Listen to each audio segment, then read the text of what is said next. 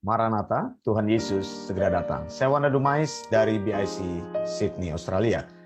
Saudara yang dikasihi Tuhan, kita perlu belajar sebagai orang Kristen, belajar dari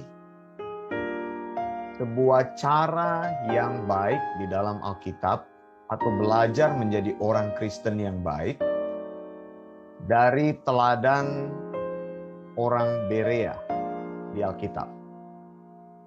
Kisah Para Rasul 17 ayat yang ke-11. Saya bacakan ayat ini untuk kita semua. Orang-orang Yahudi di kota itu lebih baik hatinya daripada orang-orang Yahudi di Tesalonika, karena mereka menerima firman itu dengan segala kerelaan hati, dan setiap hari mereka menyelidiki kitab suci untuk mengetahui apakah semuanya itu benar demikian. Saudara, yang dimaksud dengan orang-orang Yahudi di kota itu adalah orang-orang Yahudi Berea. Dikatakan orang-orang Yahudi di Berea berbeda dengan orang-orang Yahudi di Tesalonika. Apa yang menjadi perbedaannya? Alkitab memberikan kepada kita penjelasan yang jelas di sini. Orang Yahudi di Berea menerima firman Tuhan, menerima pengajaran sound doctrine, menerima ajaran yang sehat itu dengan segala kerelaan hatinya. Itu yang pertama. Yang kedua, setiap hari mereka menyelidiki sound doctrine, menyelidiki firman Tuhan untuk mengetahui apakah semuanya itu benar demikian. Saudara, orang Berea telah meninggalkan teladan yang luar biasa bagi kehidupan beriman orang percaya yang hidup di masa kini. Kita harus belajar dari orang-orang Yahudi di Berea dalam membangun iman kita kepada Tuhan. Apa itu, saudara? Bahwa percaya kepada Yesus bukanlah percaya yang pasif. Percaya Yesus Kristus adalah percaya yang aktif. Percaya Yesus Kristus bukan percaya yang hura-hura, saudara. Percaya Yesus Kristus adalah percaya yang aktif, bukan euforia. Keaktifanmu tidak dibuktikan dengan segala kegiatan ibadahmu, tetapi keaktifanmu dibuktikan dengan mengasihi Yesus. Percaya Yesus bukan amin-amin. Percaya Yesus bukan katakan di sana-sini kamu sudah bertobat. Percaya Yesus bukan tunjukkan kepada orang bahwa aktivitas ibadahmu itu adalah aktivitas ibadah yang banyak. Percaya kepada Yesus adalah mengasihi Yesus, dan mengasihi Yesus artinya mengasihi firman-Nya. Saudara, Kisah Para Rasul 17 ayat 11 memberikan fakta ini. Lihat, saya tunjukkan. Orang Berea adalah orang Yahudi secara iman sebelum percaya kepada Yesus Kristus. Artinya mereka bukan orang percaya sebelumnya. Orang Berea adalah orang dari kalangan ekonomi yang mapan, orang terpandang, saudara. Orang Berea itu dikatakan orang yang terpandang. Maksudnya terpandang itu bahwa mereka itu secara ekonomi itu mereka bukanlah orang-orang sembarangan. Orang-orang yang punya ekonomi yang mapan. Lihat, semakin orang itu tinggi ekonominya, mereka bukan semakin menjauhi Tuhan, tapi mereka mencari Tuhan. Jadi status ekonomi tidak bisa membatasi orang mencari Tuhan. Status ekonomi tidak bisa membuat orang. Di sini kita bisa lihat apakah orang semakin rendah ekonominya, semakin miskin dia mencari Tuhan atau tidak, atau orang semakin kaya mencari Tuhan atau tidak. Bukan itu isunya. Isu ekonomi tidak bisa membatasi kita untuk percaya kepada Yesus. Percaya kepada Yesus harus dipisahkan dengan masalah berkat. Kemudian saudara, orang Berea menerima firman Tuhan dengan hati yang terbuka. Orang Berea menyelidiki firman Tuhan untuk belajar. Kemudian orang Berea menguji setiap ajaran yang disampaikan apakah semuanya sesuai dengan firman Tuhan yang tertulis. Orang Berea yang sibuk memberi waktunya setiap hari untuk kebenaran firman Tuhan. Saudara yang dikasihi Tuhan, ini kualitas-kualitas yang luar biasa. Artinya dulu engkau belum percaya kepada Yesus, sekarang engkau percaya kepada Yesus. Kepercayaan iman kepada Yesus dibuktikan dengan tanda-tanda yang jelas. Begitu buktikan bahwa engkau mengasihi Yesus. Bukan hanya teriak-teriak percaya kepada Yesus. Bukan hanya teriak-teriak beriman kepada Yesus. Percaya kepada Yesus tidak dibuktikan apakah engkau itu meyakini engkau diberkati atau tidak. Bukan itu isunya. Jadi melayani Tuhan, memberitakan firman kepada orang lain, jangan katakan percaya kepada Yesus maka hidupmu akan diberkati. Tidak seperti itu isunya. Secara otomatis orang percaya itu diberkati oleh Tuhan. Jadi saudara, bukan engkau datang mendengarkan sound doktrin di gereja kami atau di pelayanan kami, lalu engkau menerima segala berkat Tuhan, lalu saya katakan bahwa engkau sudah mengalami banyak hal di dalam pelayanan sound doktrin. Mungkin karena engkau diberkati, karena didoakan, bisnismu maju dan sebagainya. Tidak seperti itu ya saudara. Orang Berea adalah orang yang sudah mempunyai ekonomi yang mapan, tapi mereka datang kepada Tuhan. Status ekonomi mereka tidak membatasi mereka untuk mencari Tuhan. Kekayaan mereka tidak menghalangi mereka untuk mencari Tuhan. Semakin mereka diberkati oleh Tuhan, hidup mereka semakin mencari Tuhan. Ini yang betul. Lalu menyelidiki atau menerima, yang pertama menerima firman Tuhan dengan hati yang terbuka, saudara. Bagaimana caranya engkau menjadi orang Kristen yang baik? Kalau engkau tidak membuka hatimu untuk firman Tuhan, tidak menerima firman Tuhan dengan terbuka. Banyak orang mereka datang kepada Tuhan, mereka datang dengan sikap yang sok tahu. Tidak bisa seperti itu. Dengan sikap yang prejudis, tidak bisa seperti itu. Datang kepada Tuhan, hatinya itu terbuka untuk menerima sound doktrin. Begitu. Jadi datanglah dengan hati terbuka supaya Tuhan bisa mengubah hidupmu.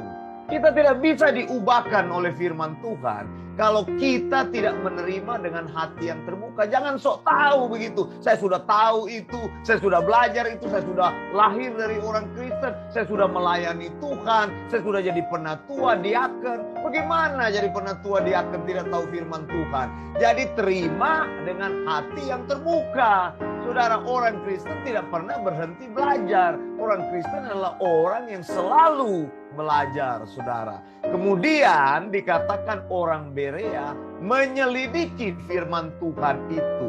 Jadi bukan hanya menerima, tapi mereka menjadi pembelajar-pembelajar firman.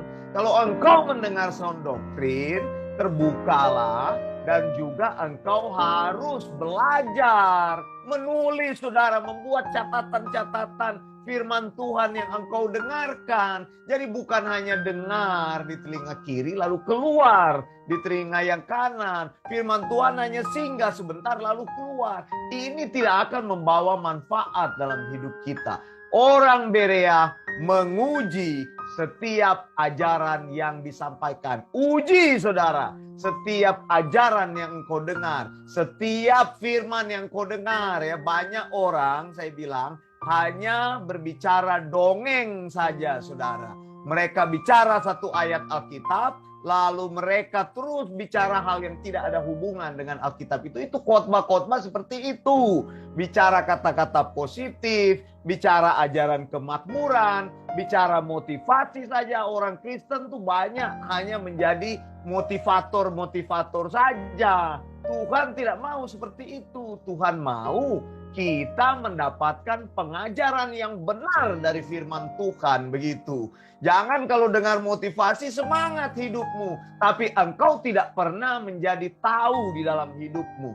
Sudah berapa banyak, sudah berapa lama engkau jadi orang percaya, tapi tidak pernah bertumbuh mengenal ajaran sound doctrine. Dikatakan orang Berea menguji setiap ajaran. Apakah sesuai dengan firman Tuhan yang tertulis? Memang mereka mau menjadi pembelajar firman Tuhan. Lalu saudara, mereka memberi waktunya. Mereka sibuk setiap hari untuk mencari kebenaran firman Tuhan. Apa yang engkau sibukkan hari ini? Apakah engkau lebih sibuk terhadap perkara-perkara lain? Selidiki, lihatlah waktumu setiap hari. Berapa banyak, berapa persen waktumu setiap hari untuk mencari kebenaran firman Tuhan. Jadi teladan orang Berea seharusnya menginspirasi kehidupan beriman kita. Cara mengujinya begini. Kita mengasihi Tuhan Yesus. Lalu apakah kita mengasihi firman-Nya? Begitu. Mengasihi Tuhan adalah mengasihi firman Tuhan. Mengapa saudara? Karena firman Tuhan akan mengkoreksi cara hidup kita. Firman Tuhan yang kita mengerti akan membuat praktek beriman kita menjadi sehat. Bagaimana mungkin orang bilang mengasihi firman Tuhan kalau praktek berimannya tidak sesuai dengan firman Tuhan? Ini aneh kan, begitu kan? Orang teriak-teriak haleluya, orang nangis-nangis doa, orang lakukan banyak hal untuk Tuhan, tapi ternyata praktek berimannya itu tidak sesuai dengan firman Tuhan. Mengapa? Karena firman Tuhan tidak pernah mengoreksi hidupnya. Firman Tuhan tidak pernah mengajar dia. Tidak pernah mengerti akan firman Tuhan. Jadi tidak pernah bisa mempraktekkan sound doctrine itu. Akhirnya apa? Orang percaya akan menjadi kompromi. Karena dia sendiri tidak tahu apa yang firman Tuhan ajarkan. Kompromi, saudara, percaya firman Tuhan, tapi juga percaya ajaran-ajaran yang sesat. Percaya firman Tuhan, tapi masih percaya kepada dukun-dukun, opo-opo. Percaya firman Tuhan, masih percaya kepada hal yang ngero-ngero. Percaya, katakan, aku percaya firman Tuhan, tapi masih percaya nubuatan. Orang bernubuat didengarkan begitu. Padahal Tuhan sudah bicara, firman-Nya sudah selesai. Begitu, percaya firman Tuhan, tapi percaya pada mimpi-mimpi. Mimpi yang mengatur hidupnya. Penglihatan yang mengatur hidupnya. Masih percaya kepada roh-roh orang mati. Saudara, tidak bisa seperti itu. Firman Tuhan menyuruh kita menguji setiap ajaran. 1 Tesalonika 5 ayat yang ke-21. Firman Tuhan katakan, ujilah segala sesuatu dan peganglah segala yang baik, saudara. Lalu Efesus 5 ayat 10 katakan, ujilah apa yang berkenan kepada Tuhan. Segala pengajaran firman Tuhan itu harus diterima dulu. Buka hatimu, lalu kemudian setiap ajaran itu harus diselidiki, diuji. Apakah ajaran-ajaran tersebut saling bertentangan atau tidak harmonis? Alkitab selalu harmonis satu sama lain. 1 Yohanes 4 ayat 1 berkata, saudara-saudaraku yang kekasih, janganlah percaya akan setiap roh, tetapi ujilah roh-roh itu apakah mereka berasal dari Allah. Sebab banyak nabi-nabi palsu yang telah muncul dan pergi ke seluruh dunia. Saudara lihat, nabi-nabi palsu. Engkau sendiri masih mengatakan si Anu itu nabi. Padahal Tuhan bilang semua itu nabi-nabi palsu. Nabi-nabi sudah tidak ada lagi. Alkitab sudah disempurnakan. Kenapa Tuhan mau mengangkat lagi nabi? Tetapi Alkitab katakan banyak nabi-nabi palsu muncul. Itu, saya ini nabi, saya ini nabi, saya ini nabi. Dan mereka pergi ke seluruh dunia untuk menyesatkan. Mereka mencari keuntungan dari firman. Mereka mencari uang dari firman. Menyampaikan apa yang mereka bilang mereka disuruh Tuhan. Tapi tidak pernah disuruh Tuhan. Hati-hati saudara. 1 Yohanes 4 ayat 1 sudah katakan, di dunia ini sudah dipenuhi dengan nabi-nabi palsu. Mereka berkeliling, mereka bicara bahwa mereka adalah orang yang menyampaikan firman Tuhan secara langsung. Saudara yang dikasihi Tuhan, orang Berea yang tadinya beragama Yahudi, setelah mendengar ajaran sehat, sound doctrine, maka ini yang mereka lakukan. Yang pertama, menerima sound doctrine itu. Yang kedua, menyelidiki sound doctrine itu. Yang ketiga, menguji ajaran yang disampaikan. Apakah sound doctrine itu harmonis dengan Alkitab yang tertulis? Jadi pertama menerima sound doctrine, yang kedua selidiki sound doctrine, yang ketiga uji sound doctrine. Jadi setelah mereka mengetahui kebenaran ajaran yang sehat itu, maka mereka memutuskan untuk percaya kepada sound doctrine dan tidak pernah lagi mengkompromikan ajaran tersebut. Saudara yang dikasihi Tuhan, orang yang telah menerima sound doctrine, mereka putuskan percaya sound doctrine dan tidak pernah berkompromi. Kalau sudah dengar sound doctrine, jangan dengar-dengar ajaran yang kacau-kacau, saya katakan. Mengapa? Karena hidupmu akan kacau, karena engkau terima ajaran-ajaran yang terkompromi. Saudara, orang di Berea percaya sepenuhnya Yesus Kristus itu kebenaran iman yang jauh lebih baik, lebih besar daripada Torah. Lihat, orang percaya kepada Yesus, tinggalkan itu praktik Torah. Percaya kepada Yesus, beritakan Yesus, bukan beritakan Sabat. Ini orang-orang Sabatarian ini nggak ngerti begitu. Mereka percaya Yesus, katanya percaya Yesus, tapi omongannya Sabat terus. Omongannya Sabat terus. Mana bisa engkau percaya Yesus, tapi engkau masih mempraktekkan sumbernya hukum Taurat, begitu, Torah. Saudara, orang-orang Berea tidak mau berkompromi lagi. Mereka praktekkan ajaran sehat yang mereka terima.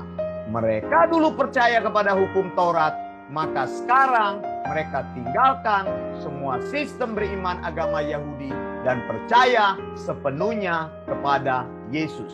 Setelah itu, mereka memutuskan untuk mengasihi Yesus Kristus dengan cara mengasihi firman-Nya, tidak berkompromi. Mengasihi firman Yesus Kristus artinya belajar, menyelidiki, menguji setiap firman Tuhan apakah benar seperti itu. Hasilnya apa?